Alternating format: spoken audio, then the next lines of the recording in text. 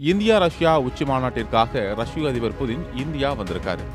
கடந்த 4 ஆண்டுக்கு பிறகு இப்போதான் இந்தியா வந்திருக்காரு. இதனால அவருக்கு கொடுத்த வரவேற்பு செம்ம கலகலப்பா இருந்துச்சு. இதற்கிடையில புதினுக்காக போடப்படுற பாதுகாப்பு செட்டப்பை பார்த்தா நேரா நம்ம தலை சுத்திடும். அதாவது 5 அடுக்கு பாதுகாப்புன்னு சொல்றாங்க. ஆனா அதுலயும் டாப்பான விஷயம் பூப் சூட்கேஸ்.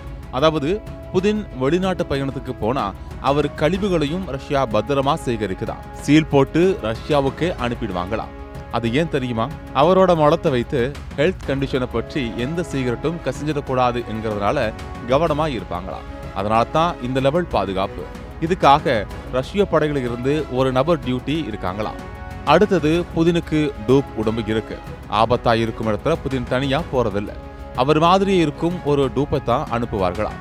அந்த டூப்பை பார்த்தா எது ஒரிஜினல் எது டூப்புன்னு கூட கண்டுபிடிக்க முடியாது. உக்ரைன் ராணுவ மேஜர் ஜெனரல் தானே சொன்னாரு, குறைந்தது 3 டூப் இருக்கலாம் அப்படின்னு.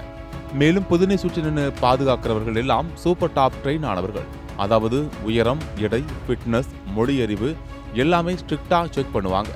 குறிப்பா அவர்களில் 35 வயது ஆகிடுச்சுனாலே அவர்களுக்கு ரிட்டைர்மெண்ட் ஆகும். அடுத்தபடியானது புதினின் கார். இந்த கார் என்பது ஒரு வாழும் கோட்டை மாதிரி. RS செனட் என்ற காரை எங்க போனாலும் தனியா விமானத்துல முதல்ல அனுப்பிடுவாங்க. அதாவது அவுரஸ் மோட்டார்ஸ் மற்றும் ரஷ்யாவின் நாமி நிறுவனம் ஒன்றாக இணைந்து வடிவமைத்த இந்த கார் பல்வேறு பாதுகாப்பு வசதிகளை கொண்டது. குண்டுகள் துளைக்காது, கையெறி குண்டுகள் வீசினாலும் எதுவும் ஆகாது, தீயணைப்பு வசதிகள், எமர்ஜென்சிக்கு ஆக்சிஜன் இருக்கும். மேலும் 4 டயரும் பஞ்சர் ஆனாலும் சில கிலோமீட்டர் வரை எந்த ஒரு பிரச்சனையும் இல்லாமல் ஓடுமாம்.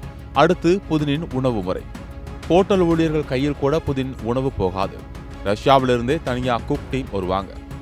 உணவை எல்லாம் முன்கூட்டியே சோதனை பண்ணுவாங்க. அதாவது நச்சு இருக்கா இல்லையான்னு. ஹோட்டலுக்கே புதினுக்காக தனியா லிஃப்ட், தனியா கிச்சன் செட்டப். அவரோட சமையல்காரர்களுமே ராணுவ ட்ரெயினிங் எடுத்தவங்கன்னு சொல்லப்படுது. தற்போது நம்ம இந்தியாவில் இருக்கும் புதின் இவ்வளவு பாதுகாப்பத்தான் இருக்காரு.